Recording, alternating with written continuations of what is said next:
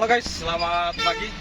Oke, karena hari ini saya dapat job untuk mengoperasikan ekskavator, jadi sekalian saya akan berbagi tutorial bagaimana cara P2H ekskavator sebelum melakukan pengoperasian. Oke, langsung saja.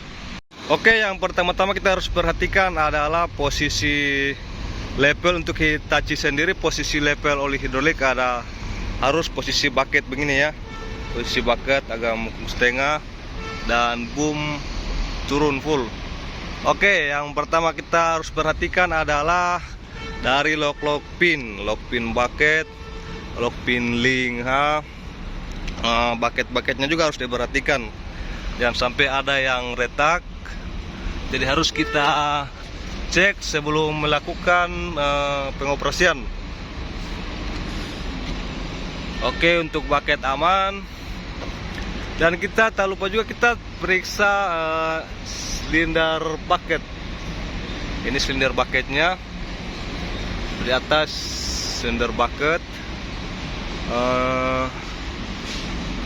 Terus kita periksa juga ke atas bagian arem, jangan sampai ada arem yang retak. Arem yang ini ya, ini arem panjang ini kita lihat jangan sampai ada yang retak. Sekalian kita juga cek hose jangan sampai ada yang bocor. Kiri kanan kita cek. Di atas juga silinder arem di atas kita cek, jangan sampai ada yang bocor. Jadi untuk mengetahui jika ada yang bocor, pasti ada tetesan oli yang menetes. Oke, aman. Dan kita langsung saja ke pengecekan oli hidrolik dulu. Kita ke sisi kanan. Oke, di sini kita buka pintu penutup untuk sisi sebelah kanan ya. Di sini yang perlu kita cek adalah oli hidrolik, guys. Oli hidroliknya ada di dalam sana ya. Nah, posisi oli hidrolik ada di sini. Jadi ketika posisi oli hidrolik menunjukkan atau menandakan di garis bawah, di dalam sana kan ada 2 garis. Jadi itu olinya perlu ditambah sedikit, guys. Jadi dia harus posisi tengah-tengah. Kalau olinya juga sampai mentok ke atas, lewat garis ke atas, itu olinya kelebihan. Jadi itu tengah-tengah, itu posisi masih normal.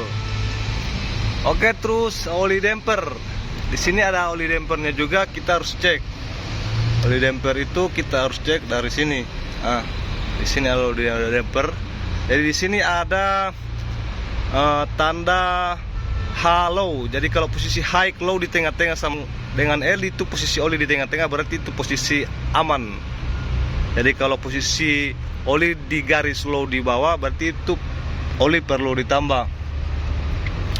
Oke, dan sebelum kita naik ke atas untuk pemeriksaan oli engine dan sebagainya, kita juga harus cek di bagian di bawah, guys. Nah, di bawah ini ada yang di dalam ada sprocket. Kita harus, ini sprocket, kita harus perlu cek baut-bautnya ini. Jangan sampai ada yang longgar, ini bautnya. Jangan sampai ada yang longgar, ada yang terlepas. Terus final drive-nya juga, ini final drive kita cek. Jangan sampai ada kebocoran-kebocoran oli, karena di dalam sini ada oli, guys. Nah, ini juga kita harus perhatikan track ini. Ini namanya track link. Ini papansu yang dalam track. Jadi keseluruhan ini track link. Jadi kita harus perhatikan juga jangan sampai ada yang retak-retak di sini biasanya, atau ada pin-pin di sini yang tercabut. Jadi itu kita harus pastikan. Ini juga frame-nya kita harus perhatikan. Sama ini ada carry roller bagian atas ya. Roller di depan juga harus diperhatikan, jangan sampai ada yang kurang satu. Terus ada roller di bawah juga kita perhatikan, jangan sampai ada bot-bot yang longgar atau kurang. Begitupun sebaliknya dari sisi sebelah, dari posisi sebelah kiri pun kita harus cek juga dari semua ya.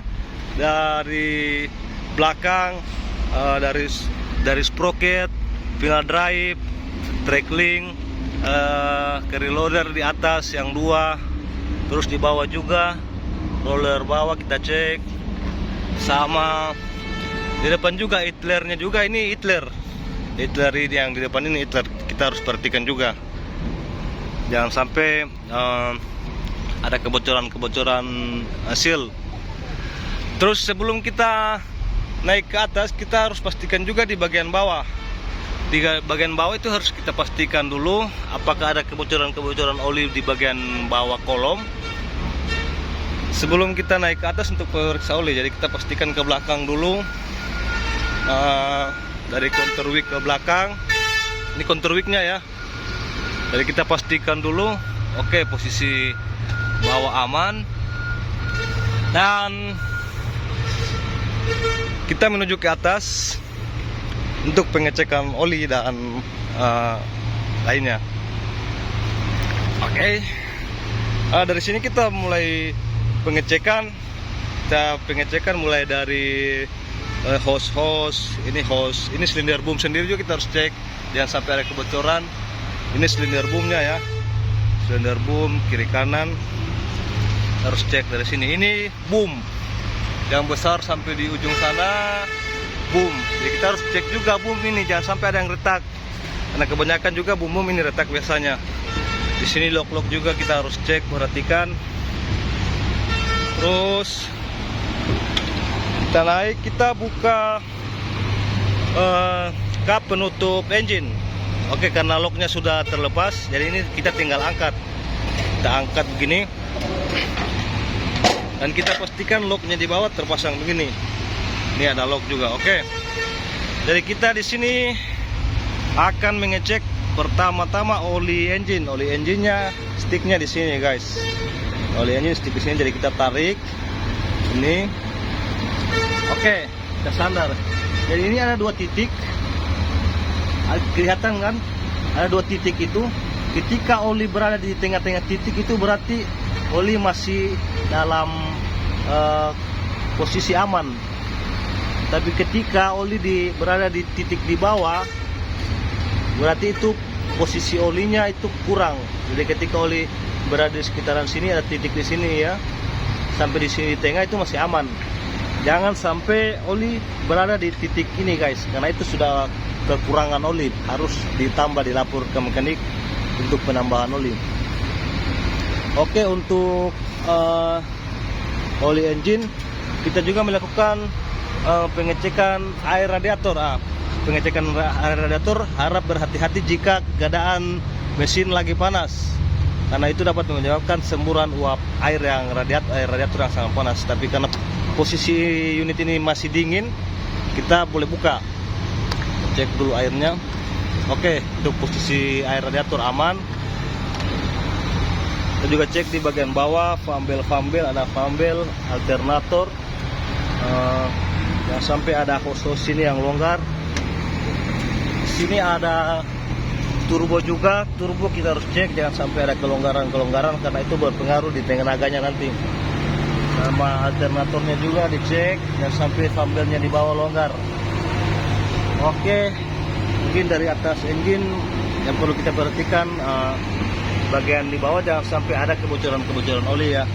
Ada rembesan oli, kita harus perlu perhatikan. Terus setelah itu kita tutup. Ini kita tutup, kita buka, dan kita ke oli motor swing. Oli motor swingnya berada di sini ya guys ya. Oli motor swing berada di sini. Oke, ini kita tarik, angkat. Dan di sini lagi ada 2 titik. Nah,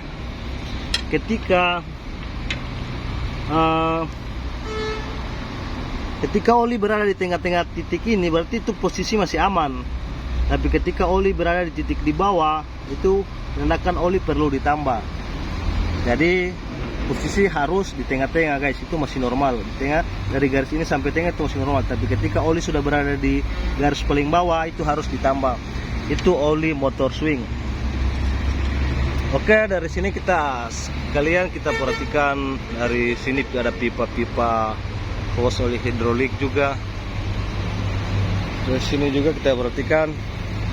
Dan di sini ada juga tempat penambahan fuel atau solar. Di sini untuk penambahan oli hidrolik. Oke, mungkin saya bagian atas kita ke bawah. Dan terakhir kita masuk di dalam kabin untuk pengecekan dan pengoperasian ya. Jangan sampai ada warning-warning. Jadi kita naik dulu. Kita naik dulu ya guys ya. Oke, yang perlu kita perhatikan di sini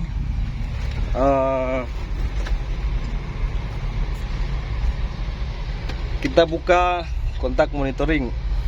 Kita buka untuk memastikan bahwa tidak ada kendala-kendala.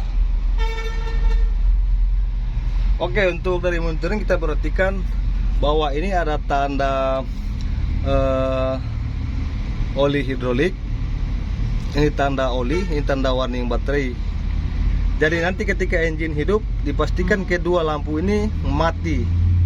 Karena ketika salah satu dari lampu ini menyala berarti ada kendala. Oke, untuk dari sini kita lihat ini fuel masih full. Di sini temperatur. Oke ya. Di sini ada HM horse meter, di sini ada jam juga. Di sini power. Untuk ke panel-panel, di sini ada lampu utama, lampu kerja. Di sini ada high load travel. Terus di sini ada stasioner gas. Ini kunci kontak. Di sini ada wiper. Di sini ada gas manual ya, gas manual. Jadi ketika kita turunkan normal begini, tugasnya di sini kosong. Ketika kita naikkan, gasnya naik ini. Oke. Terus di sini ada radio, tombol radio. Di sini ada tombol on off ini AC. Ini ya, tombol on off AC.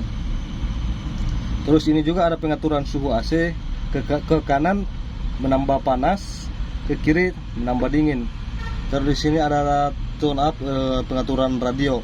Dan di sini ada juga menu-menu settingan lainnya. Cuma ini hanya untuk masuk ke mekanikal ini guys. Jadi itu panel di dalam tidak terlalu banyak.